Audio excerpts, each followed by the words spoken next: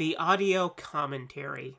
It's a dying art form, but here at One Track Mind, I, your wonky yet affable host Ryan Luis Rodriguez, analyze film through the prism of these embryonic forms of podcasting, one audio commentary at a time. Masterpieces, crapster pieces, live action, animation, cult classics, films literally no one has ever heard of. No track is too small, and no track is too big. Join me and my guests from the entertainment world as we keep these features alive every other Tuesday. Hey, who else is going to discuss Bill and Ted's Bogus Journey one week and Citizen Kane the next? Us, that's who. Sure, you have to put up with my voice, but there's a certain give and take in this industry. That's One Track Mind, part of the Someone's Favorite Productions family, and available wherever you get your podcasts.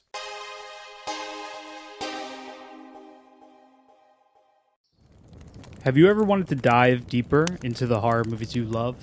Beyond the Blood is a horror podcast for fans who want more than just surface-level screams.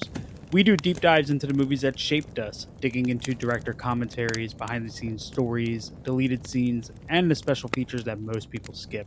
Each episode is a love letter to the genre. We break down how these films were made, the creative risks that paid off or didn't, and the lasting impact they've had on the genre as a whole. From 70s slashers to modern nightmares, we celebrate the craft, chaos, and characters that keep us coming back. If you're the kind of fan who rewatches movies with the commentary on, or you simply grew up in the video store horror aisle, the Beyond the Blood podcast was made for you.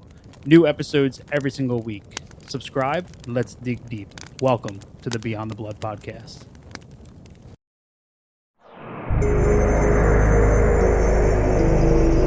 Weird Way Media.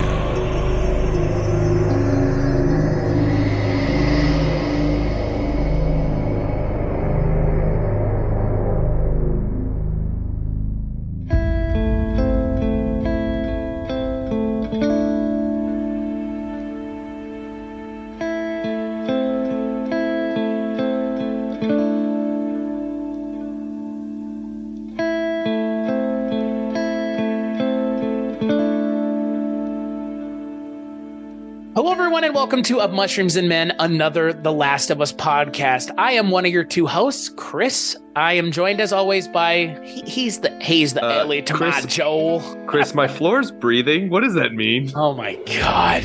When will the bloaters show up in this show, ladies and gentlemen? You got your answer. Oh my God! We're going to be talking about a little show that's on HBO. If you stumbled onto this podcast, well, you know what we're going to be talking. We're going to talk about the 4th episode of the first season of HBO's The Last of Us. So this episode aired February 5th, and yes, it is still talking all about the video game. And this is what would you say? This is about hour 3 of the video game now. Hour 3.5 of the hour 4 of the video game. I mean, well, we should tell our viewers, whatever the podcast peoples, whatever you are, mushroom people. Yeah, mushroom heads. I think the proper term is mushroom tattoos. Mushroom stamps. Stamps. Mushroom stamps. This is all we're going to be doing for the next hour. Just talking about mushrooms. Yes, we're talking about a point in the game where in the game... Well, Chris, you're playing it now. Yeah, I am playing it, but you're playing the game now. I'm not playing ahead. I have stopped playing where this episode... Like I said, if this game is... if the show is following the game as closely as it seems to be, which I think it has been, I stopped playing around the part where this episode ends because I didn't realize certain things would happen and certain characters would be met. So when we last left our intrepid duo, they left Bill and Frank's house and they're traveling to Wyoming. And this is what happens when you... Okay, first off, I just want to ask you something because it bothered me in the video game and it bothers me here. And it bothers me you hate even... Chiefs fans? I do hate Chiefs fans, but that's a different story. These are all just Chiefs fans. That's this is what happens when they lose the Super Bowl. Zing, zing. Here's the thing. Okay, I've never been to Pittsburgh, okay? And that's where this originally takes place in the game. It takes place in Pittsburgh. I have, however, been to Kansas City a lot. So I can tell you with absolute certainty a couple things. There are plenty of ways to get around Kansas City that don't require you to drive through downtown Kansas City. I had a problem with it in the video game. I have a problem with it here. It's a fucking contrivance for them to lose the car. It's fine. I get it. But nobody in their right mind would actually drive through a city with a car, knowing what Joel supposedly knows, both in the video game and in the show, that, oh, I've killed people before. I've done this. Then why would you willingly take a golden item that nobody has, like a car, and go into the middle of a city? It bothers me in the game and it bothers me in the show because it feels very contrived.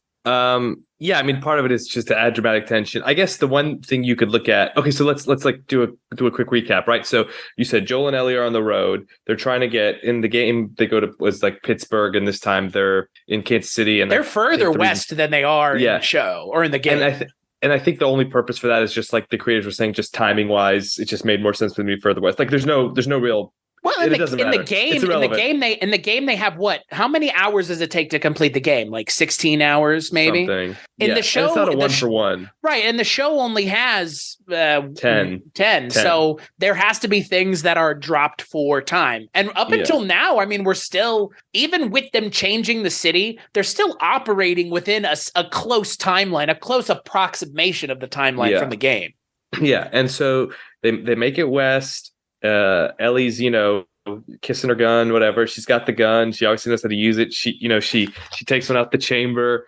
I don't see this character being the character in the second game at all. Like this is going to be a real stretch because I know in the second game how Ellie is as a character.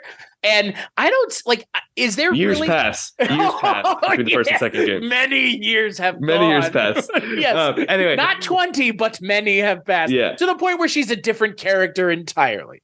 Anyway, so and so they basically. It's a lot of. This is kind of the point you wanted, though. You get a lot more of the Joel and Ellie bonding and like right. It's really, fantastic. Really like firming up the relationship, and then so then they end up ambushed. With classic. Oh, my leg hurts. Please help me. Please stop your car. We need your help. And then, yeah. It's just like the game. Just like the game. But the one thing you talk about the contrivance is the difference is in this, like, I think he's operating the assumption that Fedra is around because when they're going through the city, they realize that, oh shit, the QZ's like, right. The doors have been blown open, which means things aren't operating as they're supposed to be. Which I do appreciate that in this, they kind of say, okay, it was you operated under this assumption of something being X and it's Y. And that's not in the video game at all. In the video game, it's a lot more. In the video game, it's a lot. It seems like more because in the video game, they get to the point where the highway's blocked off and they have to go off the highway. Yeah. So they're already into the city. Here, it's like this feels like such an idiotically conscious decision. But again, like they do give themselves that a little wiggle room. Again, I still find it hard to believe because Joel is not a fan of Fedra. The last time he interacted with Fedra, he literally killed one of them. So they've been doing well enough on their own. It's just odd to me that they would go out of their way to go into the city. I just do kind of find that a little hard to believe, even with the show, because even in the show, they are operating rather logically, I feel like. I mean, even to the point where Joel's spreading glass on the ground to make sure he gets, if someone comes in the night, like they're not operating like they don't know what they're doing when it comes to the writing. It's just I would have hoped, because when I was playing that part in the game, I was like, I really hope they find a better way to get them into the city to have all of this happen that doesn't feel kind of so like how Varys felt in the last season of Game of Thrones, where it's like, this is against character. Your character has been so smart and calculating and careful. And then all of a sudden he's like, take this letter that says I want to kill Daenerys to somebody. And it's like, oh, you would never do that. Hello, this is Chris Haskell from They Live by Film. For those that don't know us, Adam, Zach, and we built a podcast over the last 2 years that's a combination of film discussion from 3 very different perspectives, as well as industry interviews with the leaders in boutique Blu-ray and 4K community. We started with Dev Crocodile, but over time we've been lucky enough to speak with Arrow Video, Severin, Mondo Macabro, Vinegar Syndrome, Radiance, Indicator, most of the OCN partner labels. It's been a blast. You can find us wherever you podcast, and also actually recently as part of Someone's Favorite Production Podcast Network. We hope to see you online. And it's like smart characters acting stupid to further the plot. It's just that's a tad lazy writing. That's it. And again, it's just a little lazy, but that's fine. I mean, what happens because of it is entertaining, and I'm never going to complain about Melanie Lynskey being in anything, even though I found out she was in 2.5 Men, which is dude, she was Charlie Sheen's like. I'm sorry, that's not my point of reference for her. Thank God, I guess. Heavenly Creatures is where I know Melanie Lynskey from, and I was excited to know she was in this show because she is such a presence, but. How closely is this hewing to the game? Because like I said, I'm not at this point in the game yet. So basically Melanie Lynskey's Kathleen character is like they've overthrown Fedra, and they're like these group kind of basically people that get very tribal, protect their own, but will do some We the People written on the side of their car, which I felt may have been a step too far towards something that they weren't intending it to. All right, January 6th, I see you. I'm not saying that. All I'm saying is it seems like that's what they're saying is all I'm saying. So I think this storyline is generally, I actually did a quick Wikipedia to refresh my memory because it's been a long time since I played the game. It's hewing like the Sam and Henry thing is from the game. But we actually never saw the leader, so like we're the now person kind of pursuing them. Yeah, we said there's people pursuing them. We never saw like the puppeteer. So like it's interesting, and I think Neil Druckmann and Craig Mazin were on record saying like one of the advantages is now they can flesh out some of the villains, and like they want to give people a why. And Neil Druckmann said something interesting. He's like every person that's doing something. Like there's very few like truly evil people or that are doing things because they think they're evil. They're doing it as like a means of protection or like they think it's the right thing to do. And so I didn't interpret that as like, oh, I'm going to like totally feel for Kathleen and, want her to kill Joel and Ellie. But at least you can kind of step into her psyche, and her brother's been killed. She's angry. She's looking for someone to blame. They're feeling oppressed by Fedra. And she clearly doesn't give a fuck because she killed the doctor that delivered her. By the way, I was really, as kind of great as that scene was, I was disappointed that that's all we get to see of John Getz, who I don't know if you recognize him. No, he played the guy that Jeff Goldblum's Fly barfs on his hand and leg at the end of that movie. Bro, that's a deep cut. No, John Getz is amazing, man. He's such a he is a fantastic actor, like old school actor, been in a million things. But it's great to see him just. I'm your doctor. Don't kill me. I'm your doctor. Would you say he was a good Getz? Yeah, I would. And then he gets gotten there about pretty quickly. Man, Bella Ramsey really landed on thick this episode. I kind of liked it. Yeah, she's trying to be. The Ellie of the game is a little less precocious and a little bit angrier. Which I mean, the puns thing is taken straight from the game. Like she has a pun book. Bella Ramsey's general demeanor is a tad more precocious than the video game Ellie. It feels like she's a little bit more standoffish. And again, I'm still only a third into the game. So, but like she's obviously trying to connect with Joel, like with the jokes, and like even she gets Joel to like laugh at a pun finally. And I'm not even sure if Joel has laughed, but since the beginning, like since the before times, right? I got hiccups. You can edit that out, right? But I have to now. Anyway. So yeah, it was good to see them be a little, not that they weren't concerned with their safety, but a little bit more normal. And you're starting to see the veneer of Joel melt away. Not fully, but you're starting to see it. And you also see things like Ellie is a bit more competent than we said. Like with the gun, like she obviously knows how to use it, and she used it actually to a frightening degree. I mean, I would say she misuses it because she fucking you know where she shot him, right? Like in the back, right? She shot him in the spine. He's like paralyzed, which is, is horrible. Not for long. I mean, right. Good. And then Joel fucking stabs him to death. So, ammo's scarce, bro. And you know what?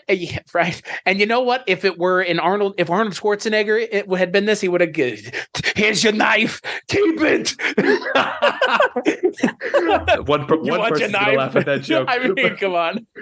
I mean, that scene's awful though. Like it's not because again, like that guy is full of shit too, because his buddies are right behind him. I mean, it's a great scene because it's like you want them to, because you don't feel bad for him in the context of he attacked our main characters. Right. But you also see like killing a person, and this guy's not super, like he's young, in a place like this, like it's brutal, and that's like a hard, like this isn't a pleasant thing. Even Joel, who's done this for years, like you can tell he takes no pleasure in this. Right. Like he's equipped to do it, but he would rather not. And then Ellie, obviously, she's at this point, we haven't really seen her kill anyone, and it's implied she's at least shot at or someone before, but this is it makes it real for us. Like it's not yada yada. The violence isn't being yada yada, which in a lot of shows it would be. Right. Well, in a lot of zombie shows it is. And there's a time and a place, but I like that this show is taking a stance and saying like we're going to, in a fictional reality, like still try to stay close to how things we think would be, you know, taking our rules and applying them here. Well, and the other thing is, and, you know, again, now having some frame of reference with the video game, I mean, I knew and I understood the focus of the game is obviously crafting and resource management and stealth, because again, stealth is necessitated because of the lack of resources, but also due to the kinds of enemies in the game, right? Yeah, especially the clickers. The zombies, clickers, right? So all of that aside, the scene in the game that has Ellie doing what she does here in this scene, where it's similar, right? Because Joel is being choked underwater, he's being drowned, and then Ellie comes in and point blanks the guy in the head in the game. Yeah, she kills him. Right.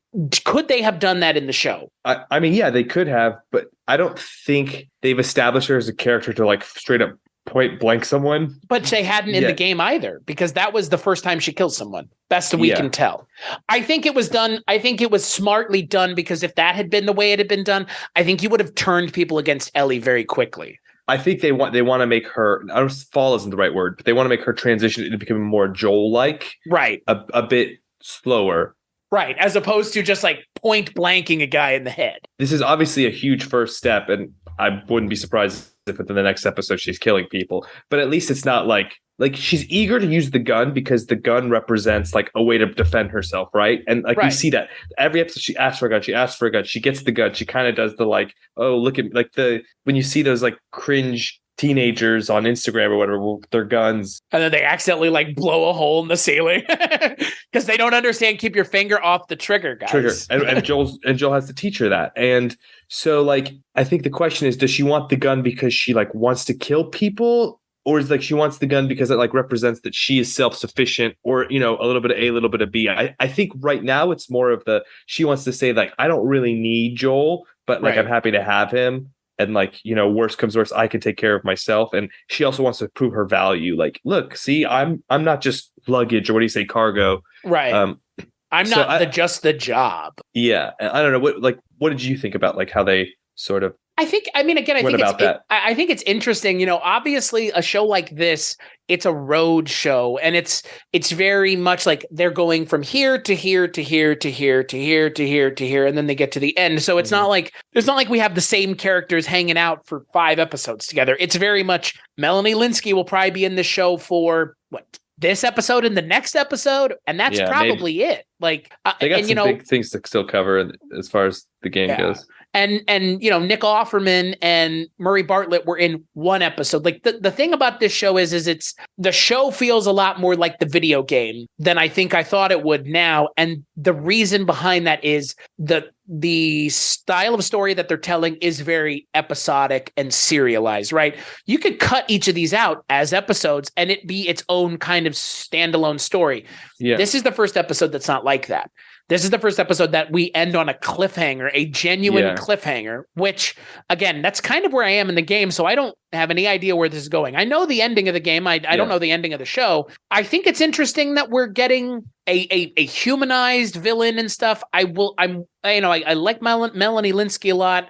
I'll be curious to see where they go with her character and kind of what the end goal is, because, again, right now it's just, you sold us out, and I want to see what else they get to and where else they go with it. Because there's they've even said, and like you've said, there's a lot of stuff that you can mine here. I mean, if this character was never even in the game, unlike some of the other characters that we've seen who are in the game but not very much, like Bill and Frank, who Frank's not even in the game. Effectively, he's by the time you Dead. meet him, he's dead. But what's so great about the show is it does have this opportunity to take a thread and tug at it, right? That's all this is. We're going to tug at a thread a little bit more than we did in the game. And I think Let's flesh out the world. Right. I think it's working.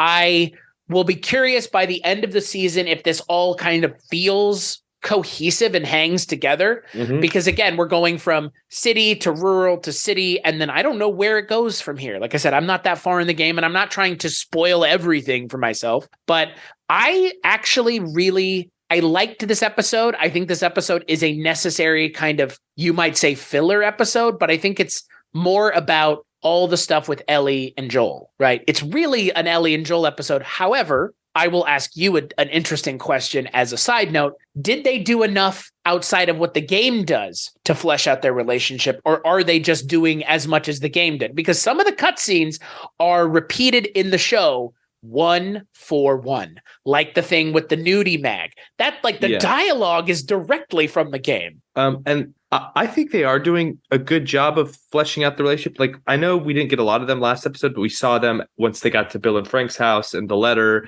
and spending time and almost felt like an afterthought though to the episode. Yeah, but it did add to that. And then this episode definitely, with how they camped out, the jokes, the conversations, and the things were taken from the game, but those scenes serve the purpose of building that relationship in the game too. That's exactly what they were there for. So I agree. I think they've done a good job there. I thought to Melanie Linsky's Kathleen point you were making earlier, it does remain to be seen. She's not like a menacing, hulking villain, but the fact is she has a very clear idea of what she wants, and that's revenge. And she's willing to essentially make up any narrative she can to support that. Like she says, Sam and Henry, called these people in, and I mean, does she actually believe that, or she's just saying that to rile people towards her? And then I made a joke about it earlier, but we also see her with her well-bearded homie. Who may or may not have ties to this franchise already. Wait, who is he? The guy, her second in command, plays Tommy in the game, dude. Oh, I didn't even realize that. He's the voice and the face actor for Tommy in the game. Well, he has Jeffrey Pierce, Tommy doesn't have a beard in the game, so but it's the same. I recognized his voice because I heard his voice and I was like, that sounds like the dude from the game. Because also, again, in the game, haven't seen him since the opening cutscene. And in the show we haven't seen him since the opening scene, but obviously he'll come into it because they mentioned him again as well. Right. And that was actually we'll get back to that. So she's so single focused when this guy, who obviously he trusts her and he follows her, but he clearly doesn't agree with her. He's showing her this thing. Something's pulsating in the ground. I'm assuming it's related to the clickers. It doesn't seem good, and honestly, probably seems like well more of a priority than hunting down a dude who's running away from you. But she's like, nope, we'll come back to this later. How could that possibly go wrong? But you can even see this guy isn't totally down with that plan of action, but he's like, okay, so that'll be interesting. I think we know what that is, right? I mean, it's the thing that they introduced in the Bill and Frank part in the game. I think they showed it on next week's The Last of Us. They showed it. I didn't watch it. Well, spoilers. You know what? Smart. It's not a spoiler if they showed it. That was right at the end of the episode. I watched the end of the episode, and there it was. And they showed it. I wish they hadn't, but I mean, they pretty much showed it, right? They showed whatever it is without showing it. That's what the ticking time bomb here is, which I think is a smarter way of handling it than it just showing up in the school. That felt in the game. That felt very game-like. And you need constant set pieces in the game, right? Right. Which but in the game, it felt very strange because up until that point, you hadn't had anything like that, and that's now there's a boss battle. Let me put it this way: The Last of Us, in my opinion, is not the kind of video game that necessitates a boss battle, right? No, it's less about you need some diversity in your right, but you know what I mean. It's just But that I wonder how that's going to be handled as the overarching threat here, because again, the clickers are always the overarching threat, are they not? Or are the humans the overarching threat? I think to Joel's point, you can almost predict where the clickers are going to be a lot of the time. They're like zombies. Yeah, and but if the humans are the ones that are the unpredictable ones, and it's good. I'm interested to see where they go with the Kathleen character. Like, I think we all love Melanie Linsky. Yellow Jackets is amazing. If you haven't seen it, she's unreal. It's really good. And there's shades of this character there, although she's a little bit less insidious in that show. But yeah, I mean, shit's obviously going to pop off, and Henry and Sam introduce what I'm going to think are kind of like a parallel to Joel and Ellie. Sure. And we talked about, like, is this for the gamers or the people that have or for just people that aren't familiar with it? I think based on how this ended, I think it is more for people who haven't played the game, because, like, yes, if you played it, like, it's not really much of a cliffhanger, right? They're not. There's nothing bad that's going to happen to them because of what's happening at the end of the episode. Like, we're seeing this. We're essentially seeing this one line away from everything being handled. Like, and so, like, but I'm interested to see how they handle the relationship with Henry and Sam, because that actually is quite impactful on the Joel Ellie dynamic. Yeah. And hey, you know what they could change things. No flashbacks. No cold open. Nothing. Or flashbacks. I was surprised. I bet we'll get something in the next episode to address something with Melanie Linsky and them. Like, I would be guaranteed that. Like, and not because it was in the preview for the next episode. Wasn't that eagle-eyed, but, like, stand to reason the way they told the Bill and Frank story, they're going to maybe lean back on that. Because, again, we do need to, like you said, kind of see more of a shade of gray of Melanie Linsky, because right now there's not a whole lot of gray there. She killed an unarmed man. Well, I mean, her brother obviously was infected, right? And the implication is Henry said something to Fedra, I guess. And Fedra, like, we've seen how they handle infected people. And then they thought let it was an uprising. Because I thought it was she sold them out because they were part of the uprising that was trying to overthrow Fedra, and they just killed him because that's why. I thought I interpreted it as he was infected, because remember she said the doctor was turning in people, and so I assumed the doctor would, like. Oh, I just assumed he was turning people in just because. No, like, I said just turning doctor, in so dissenters. No, I thought he's the doctor, so he knows if people are infected. I mean, I could be wrong. That was how I read. Well, if you're infected, it's like. It doesn't matter, though. Like, if you're infected, you want to get them out of there, right? No, like, there's no stopping it. I understand that, but, like, you're not necessarily fully rational. But maybe you're right. Maybe it was about dissent. Well, I mean, they took out Fedra. I mean, Fedra not so effective. We've seen. Well, I was going to ask, in the game. I know how the game ends, and I don't want to talk about the way the game ends, but there's this thing that they always talk about how the Fireflies are like these ineffectual dipshits who, like, can't get anything done, right? And they're like, they're not successful at what they're doing. They're bad at like a sustained effort. Right. Like, so, like, we haven't seen that yet, right? No. We haven't. These are not the Fireflies. Right. I think the game says, like, the Fireflies help, like, arm some of these, like, rebels, but no, like, these aren't ideological. These are just people that, I mean, I guess want to be quote unquote free, but I don't know if I like their brand of. I don't know if I love their brand of freedom. Well, and that's the thing. It's like, the iron boot of one is no different than the iron boot of another, right? Like, Melanie Linsky seems like a hard customer, so she's probably no better than Fedra. Like, I mean, we've seen that. Like, I don't think Fedra would murder their only doctor. Which is that? How's that going to come bite you in the ass? I wonder. Yeah, I don't. Again, like, this episode is not a full story the way the Bill and Frank episode was, the way the first episode was, the way the second episode was. This is, I think, my only knock against this episode is the cliffhanger ending. But, like, again, like you said, that is not for me. That is not for you. That is a storytelling device that exists because people haven't seen the game. That's all it is. Like, that's it. It was like, you could have added another 5-10 minutes. Like, you could have added 5 seconds and there's no cliffhanger. Yeah.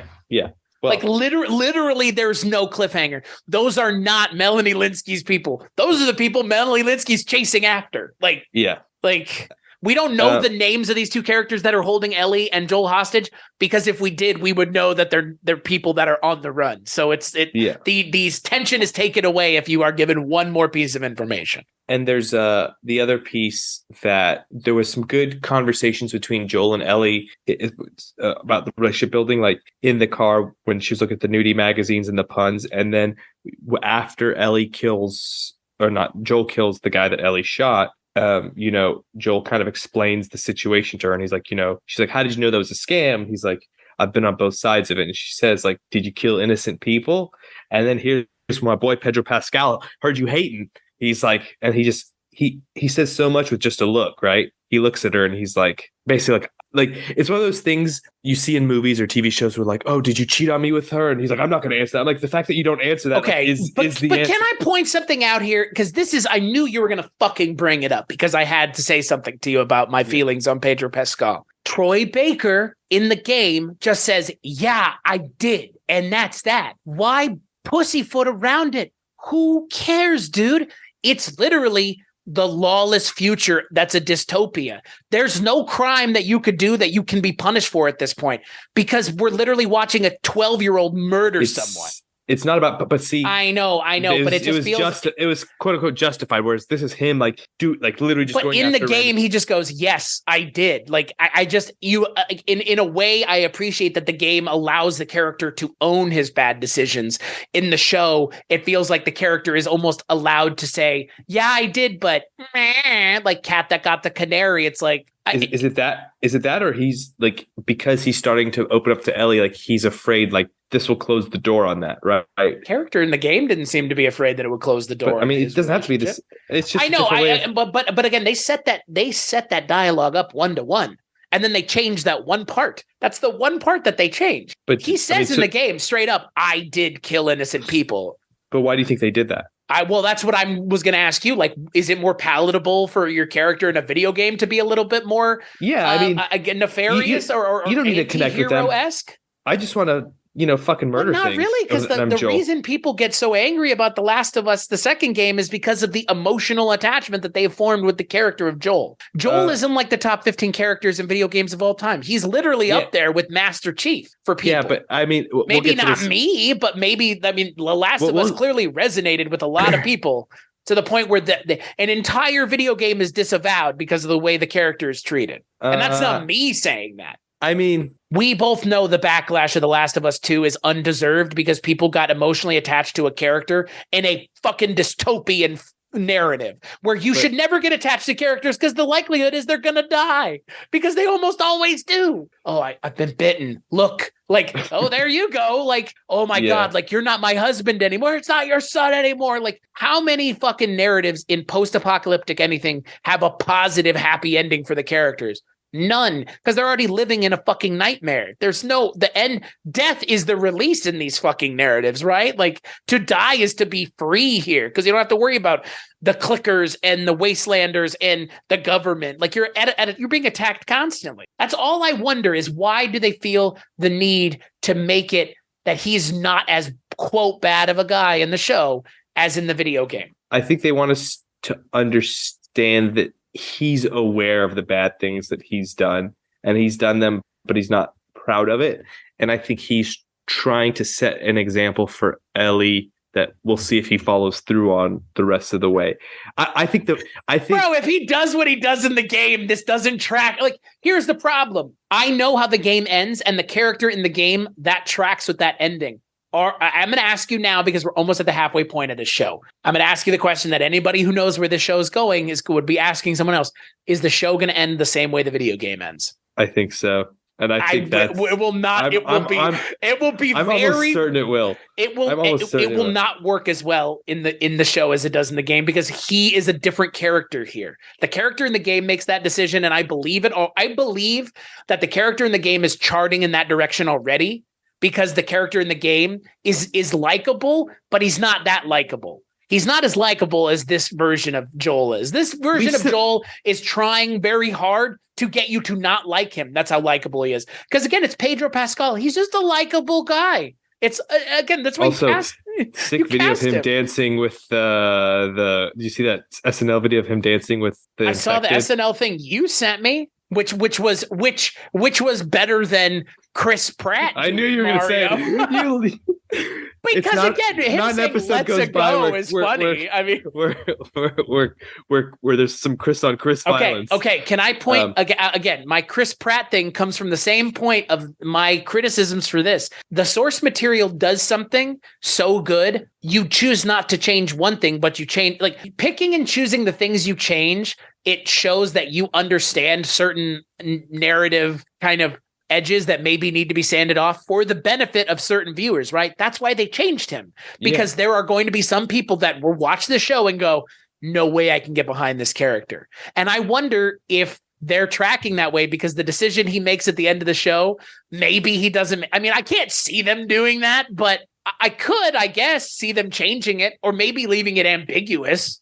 I mean, he did still like stab a dude like a helpless guy. But we didn't see it. We didn't see it. I mean, come on. My point is, like, it's not like, okay, he softened his language slightly. He's not like a fundamentally different person than he was in the game. Like, so. Do you believe that the Joel of the show was out killing innocent people out in the cities to survive? Could you see him doing that? Yeah. As soon as, like, after he lost his daughter, like, that would have like really fucked someone up. And like, he's just like, I want to see the world burn. It's Pedro Pascal. I can't believe it. Actually, it totally tracks, especially if we consider Kathleen. She just lost her brother, and she's basically willing to see the world burn. Like for people that don't agree, with I her. Believe her 100%. I believe Melanie Linsky 100%. But we didn't see Joel right after his daughter died, right? Right, but like again, like man. I'm not gonna. This is my hill to die on for this show. I know it's like it's okay. Word. I mean, it's okay. It's okay. We're gonna get to a point where it's either gonna be a problem or it's just gonna go away. Yeah. Look, I can't help that the video game did a good job. I can't help it that Troy Baker is talented at what he does. Like, well, the book was better. It's not a book being better thing. Maybe you playing the game. The book is always better. It's whether true. or not the source material does enough to warrant existing as an adaptation of the good source material. The book and the movie are always going to be different. I don't know why we would compare them. It's more I'm asking That's exactly what you're doing. No, I'm asking why make a change? Why make a change? You are comparing it then. Because I am not comparing. I'm asking why make the change? What is necessitating you changing something that is perfect the way it is? I don't know, man. I think I'm not saying cast Troy Baker in this show, obviously, not the point. I'm just saying the character of Joel in the show seems to be a lot less abrasive than the one in the game. What you're saying is you hate Pedro Pascal. What's your Twitter handle? So I don't hate Pedro Pascal at all. I like Pedro Pascal. That's the problem. I feel like Joel needs to be a little bit less likable. I just do. I come on, you got to give me that. I'll actually say one thing. Like the end of the game, like I was all in on Joel and really liked him as a character and like really affected me profoundly. So I don't actually think liking him now is going to. I think it's gonna make it more impactful. Okay, I mean, I could see that. I could see that being the case as well. But that means that moment is going to have to really blow the doors off. Like they're going to have to. I mean, again, like maybe they go a complete. Because I mean that moment, like we have not seen in any source material of any kind that moment being decided like that. And that's what made The Last of Us, that's what sustained that game through the end of the game, is that it didn't fall off at the end. The end of the game punches you right in the face and says you're going to like it. Like it's a gut punch. Yeah. You said it yourself. I mean, we've talked about the ending and you've told me how you felt about it. Like you don't forget the ending of The Last of Us. That's a testament to the storytelling. And I think I'm just curious if they're going to nail it because man, that it's going to be right. Like it's going to be hard. Yeah. I'll try not to like do spoilers and whatnot, but it's definitely one of the most impactful video game endings I've ever seen. Not like it's not twisty or anything like. It's just a decision that's being made. It's just very like human, but like not. It's very real, I guess. It feels real. It underlines the cognitive dissonance of humanity, of wanting one thing and knowing how to get it and doing something else and just making that decision. Like. But I do think like it's the whole game, the narrative, the ending, it's all contingent on the Joel and Ellie relationship, and they are building that well. And I know you made a point about like not feeling that was where you wanted it to be, but I think this is going in the right direction. They made a few small changes, I think, just to maybe give us a little bit more time with Sam and Henry and understand their conflict a bit more, rather than hey, help us fight zombies or faceless no names. That's just a function of you have a bit more character time. Because you don't have to do like gameplay, right? You don't have to like shoot 20 walkers and shoot 10 people. Like, and again, like this, even with the last episode kind of being what it was and the things that we talked about, like the fact that they're saying, hey, it's less about giving us just more of Joel and Ellie, but also expanding on the world. I appreciate that. I mean, that's those cold opens are what we're talking about. Those flashbacks, all of that is helping. And I actually really appreciate the world building that the show is doing, because a lot of these zombie shows don't even give a shit. You want to talk about stuff that's yada yada? That's the yada yada stuff and zombie stuff. It's like, meh, Yeah. whatever.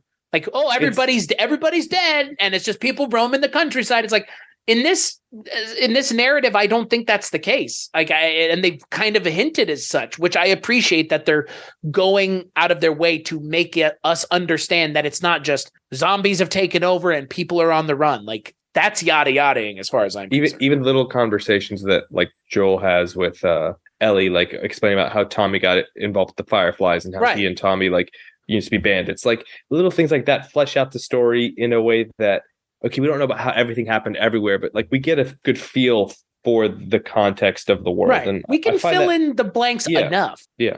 And hey, you know what? I appreciate that they showed a fucking Loves with an Arby's at one point. I felt like that was intentional. I did see that. Very intentional. I did see that. We didn't have to. Arby's wasn't free to begin with. Which is not in the game. Fantastic line, nowhere in the video game. Like, that's the thing I think more than anything else, looking back on the last episode is, Craig Mazin and Neil Druckmann know how to write something. Like, there you go. And you know what? This episode with all the Melanie Lynskey stuff, I hope it gets as good of a payoff as the Bill and Frank stuff, because this is a wholly new character that has never been shown before. I mean, Frank is shown in the game, but we never see him. Frank's in the game, or Bill. Yeah, I mean, this character does not exist in the game. Like the impact of her actions does, but yes, she doesn't. And I'm liking that they're getting these like pretty good, like big actors to do these. I don't say bit parts, but they're not necessarily core for the entire season. Like, we had Tess in the first few episodes, then we had Bill and Frank, and it's like you're getting like really talented actors. Now you're getting Melanie Lynskey to play Kathleen, and it just emphasizes that this is like a really high caliber of show, that they're not really cutting any expense. They're getting like really great talent to play like these important, if not like full season roles, and they're actually turning in fantastic performances. It's not like, Nick Offerman just showed up, went through the paces. Same with Melanie Lynskey. Like, she looks suitably angry in this show, and suitably pissed, and like just at her wit's end. Like, I believe she's a woman on a mission. And I would want to. Fuck no. She seems like a miserable human being, which is perfectly fine. Like, it's the fucking wasteland. How many characters get happy endings? Like, the characters in the last episode got a happy ending in spite of everything, and because they died together. Right, exactly. Like, they made that decision, which is like the way these narratives normally end, is either the decision's made for you or you make it yourself. So Melanie Lynskey's character, I'm curious to see where we go, but you'd be sick if they just like kill her before she ever meets Joel. Like, that would be like that would be so funny. Oh my god! Like, do like a fucking, what was that guy from the Star Wars movie that they just like killed off in the second one? You mean Snoke? Snoke. Or I was like Captain Phasma, also like kind of just randomly like that. Yeah. Oh yeah, that's right. Yada, yada. Speaking of yada yada. Yeah, just yada yada out of existence. Yeah. I you know what? I am glad that the show is avoiding the zombie show stuff. It still has I think it's done a good job avoiding the zombie show stuff of like the usual tropes. But I think that's also because, again, like The Last of Us isn't a zombie game. I've never killed so many humans in a zombie game before, guys. Like, you know what I mean? Like, The Last of Us is just about as much about the people as it is about the organic, human threat versus the humanity overriding threat. So, and the show is doing a good job of that, because how many zombies did we see in this episode? None. Zero. We saw some nice pulsating though. Right. But we didn't see any zombies. I'm like, no zombies. Can you imagine showing someone this show and being like, this is the 4th episode of this show, it's about zombies. Be like, where's Daryl with the sword and Michonne cutting people's heads off? Like, where's that? Also, separately, did you see the news that there actually is like a fungal infection that's been impacting people because it is like hotter? And it's not like this, but it is like for people with like low. Is it like in Indonesia? No, it's like in, I don't know, I think the West Coast, like people with like low immunity have been like succumbing to this illness. That during COVID, there was a whole fungal infection in India because in the summer times, it's humid in the hospitals, and there were just people crowded in there, and people were getting infected with something probably similar. And it's like, oh Jesus! I know. It's like, come on, man. Anyway. Look, this is like anything else. The zombie outbreak, the one that's like a disease from the wild, it would have to be like the perfect thing to happen. Same with this. It's like it would have to. I don't know if cordyceps could actually do this. I'm sure there are people much smarter than me that say, I mean, it could happen, but like, you know, I think there's the things I was reading. I mean, this is what people want to hear, but tell me more about how we'll be living this in 5 years. Okay. So my understanding from mainly Reddit is that the cordyceps that control ants are like, not only is it temperature, but they actually evolved to like control like an ant's like it's an motor ant cortex. thing. It's not like it could take over a fucking gopher and do the same thing. Like that's video game movie logic. It would take like many years of mutations and before something like that could happen. So yeah, someone would have had to have already been taken over by a cordyceps to be able to even understand what it's doing. Like, they may be able to kill us, but they won't take control of us. They'll just kill us. Right, which is like, much more fun, frankly. Is that better? I don't know. Right, we'll just be dead, which is fine. Better than being clickers or bloaters or whatever the fuck. So it sounds like you're back all in. I mean, I've been all in with the show. I'm not going to stop watching it. I'm all in on this show because it's the first time that something video game has actually been done well. Let's not kid ourselves. Like Detective Pikachu, kind of a one-off. A lot of the movies, a one-off. This is sustained. Dude, the last Mortal Kombat movie was lit. Okay, the last Mortal Kombat movie was fine. This is already better. This is making a case to be interpreted seriously as something outside of the game, right? Like Mortal Kombat, how many hoops do those movies have to jump through to make a fucking narrative that makes sense? Okay. They're not, again. Mortal Kombat isn't like a story. We already talked about, well, it is now if you play the games. Yeah. But with this, it's like, again, the narrative that they're going from is so rich and so well defined that the show has it's a layup. But at the end of the day, they could have fucked up super hard. And they haven't. And again, maybe they will, maybe they don't stick the landing, but I'm still impressed by the show's commitment to telling a story that is different and unique enough to warrant existing as an adaptation. Yeah, I agree. And I think some could argue maybe they went the safe route by not straying too far from the narrative, but I actually think what this means is we're going to probably see more adaptations of like well-written video games. Yeah, where's the God of War movie, man? Or the God of War show? Amazon Prime got the rights. Oh, boy. Yeah, so we're definitely be seeing that. Corey Balrog presents. Now the interesting thing is are they going to start like in the Greek times where he's just like fucking shit up, or they're going to kind of just maybe hit like through flashbacks? I was going to say, man, they have the whole 3 games to flashback to. They could tell us a concurrent story like Westworld did, or like Arrow. Like what? Did you watch Arrow on the CW? Nope.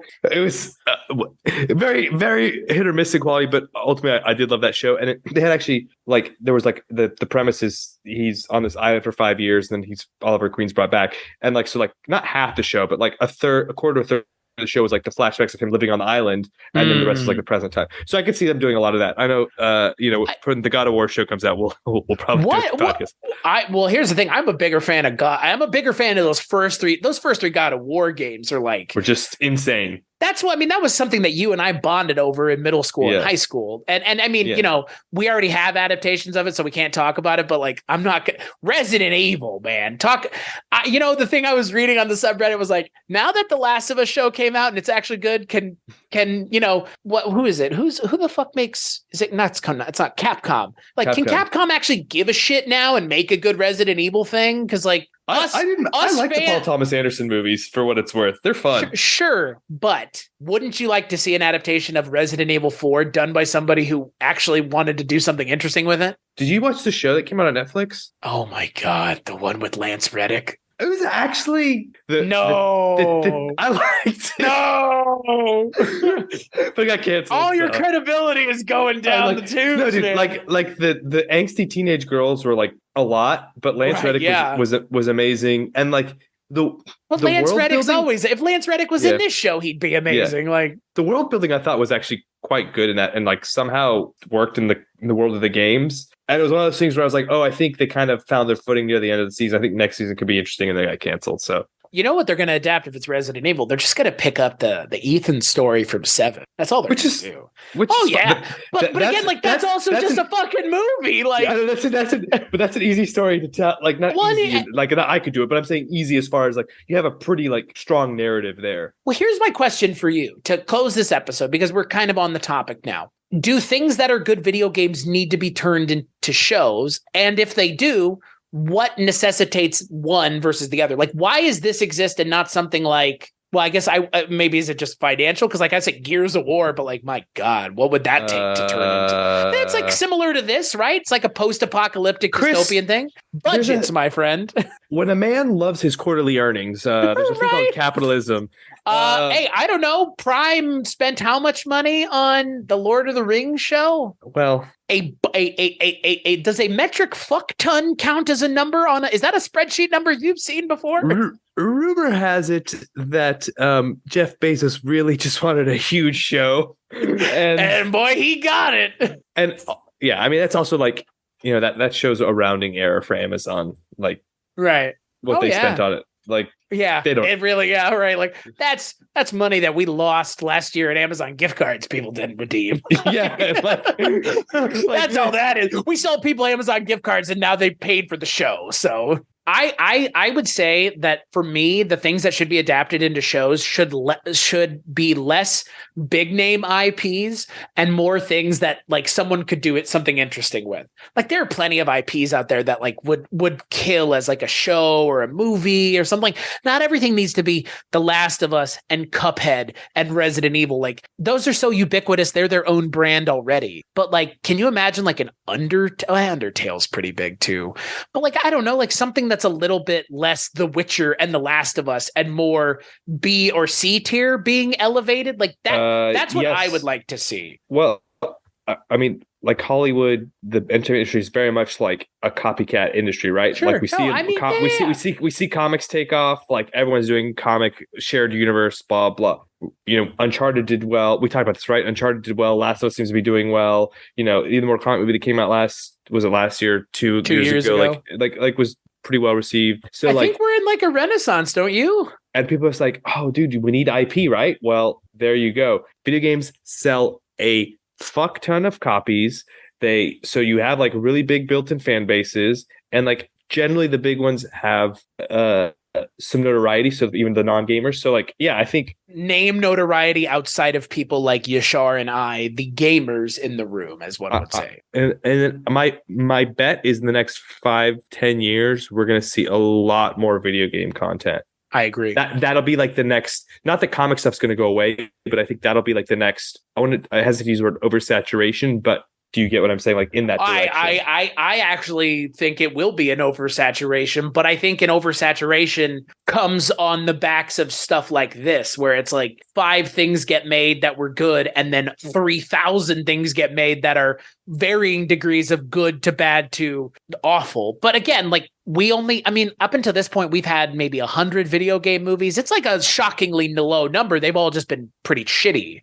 But like, now I feel like video games are being, like you said, kind of being recognized for their narrative quality by more mainstream Hollywood types. Because again, Hollywood is the amount of people I've talked to who are as out of touch with things that I thought were things everybody knew about is shocking to me. But at the same time, like now people know what The Last of Us is. And like, that was a video game that came out on the PS3 like almost over a decade ago now. Like a decade ago, right? Well, the second one is only a couple years old.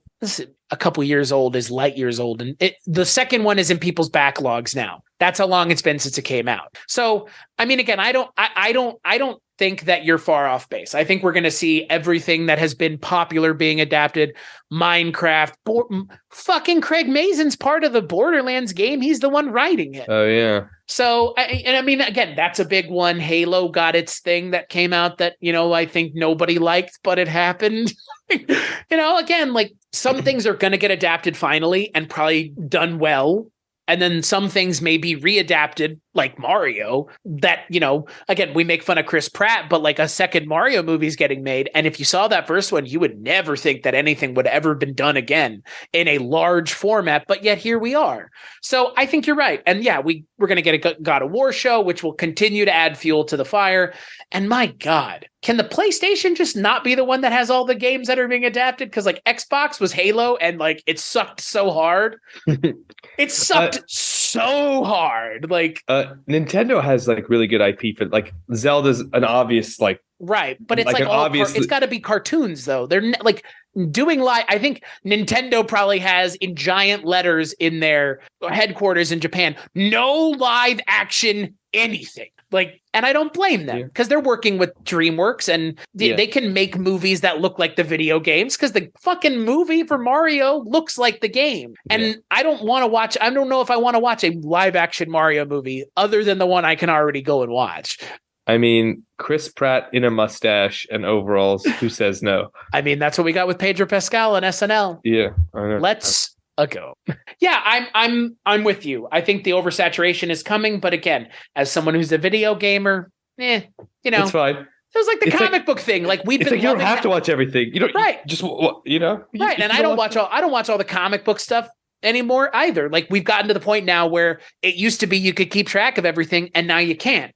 And you and I grew up reading comic books. That was something we bonded over. And it was crazy for us to see a fucking Captain America movie and the Avengers. And all that was insane to us. Imagine people older than us, even more insane. And it is insane to me that The Last of Us is being adapted as well as it is as a video gamer, as someone who grew up like you did, being told video games are a waste of fucking time. Well, now people are watching the TV show. So I guess it must not have been that big of a waste of time. Yeah, Mom. Yeah, Dad. I mean, that is exactly what this feels like. It feels like a justification of the medium in another, like sometimes it takes another medium to validate your medium, right? Like to a wider audience. I don't think video games need to be validated, but yeah, it's nice to see. Like, I don't think they do either, but other people clearly do. Like Neil Druckmann, right? Like, come on. If you're Neil Druckmann, what is one of the reasons you want to have the show made is so you can be like, see? Yeah, I can do it anywhere. Yeah. I can do it anywhere, baby. Like, yeah. And like, I get it. So I'm all for it. Adapt everything. Take shots that don't hit, because the things that are going to hit are going to come out of the misses, not out of the successes. That's normally the way this goes. People figure out how to make things work after they've seen what didn't work. And we saw 20 years of what didn't work. Blood Rain, Postal, the movie. Looking at you, Uwe Boll, who was essentially the video game movie industry was him for like a decade. Yeah. So you know what? I'm glad that's not it anymore. But at the same time, we wouldn't be here if not for someone like Uwe Boll. We wouldn't. Who was financing his movies? He was, dude, he's a genius, man. That guy is the next level genius. He was essentially getting all his movies paid for, like by the government and tax breaks and shit. Mike of the projection booth has spoken with him multiple times, said he's a super nice guy, super down to earth, super smart guy. He just takes a bad rap because he makes bad movies, but not everybody's Martin Scorsese, baby. Like, come on, there's got to be somebody making movies out there for what the straight to DVD crowd, the red box crowd. So speaking of the next time, we're going to be talking about Endure and Survive, I guess more than the halfway point of this show. No, it would be the 5th episode, which will be the halfway point. No, there's only 9 episodes. Oh, there's only 9 episodes? And guess what? That episode may be coming to you a little earlier because I don't know if you saw, my friend, but that episode is coming out on Friday. You mean the next episode or the finale is coming out on a Friday? No, the 5th episode of this show is coming out 4 days from now. Why? What's on Sunday? Right. Oh, right. It's the Chiefs. Because they want us to see the Chiefs. The Chiefs fans again. Want us to understand the Chiefs fans. Yeah. Okay. Yeah, they're actually releasing the episode on Friday to avoid the Super Bowl, which I've never seen that before. No. And I'm also like, the way like these streamers and stuff are set up, it's not really like for live viewership anyway. So it's not like, I'm gonna like cancel my HBO. Like I forgot that the show that but whatever. It works for me. Hey, I'll watch the episode early. We get to see 2 episodes of the show in the same week. I'm not complaining. So we'll be talking about that. And as always, you can find Yashar and my mushroom head. Oh boy, you can't find our mushroom heads at Weird. You can find our discussion about people with mushroom heads at weirdingwaymedia.com, along with a whole host of other episodes of shows that you should totally be checking out if you're not already. So that's where you can find us. That's where you can find this show. And as for the mushroom people, you can find them on The Last of Us, the TV show that we've been talking about. And also on the Super Mario movie starring Chris Pratt. And as always, we'll catch you on the next episode.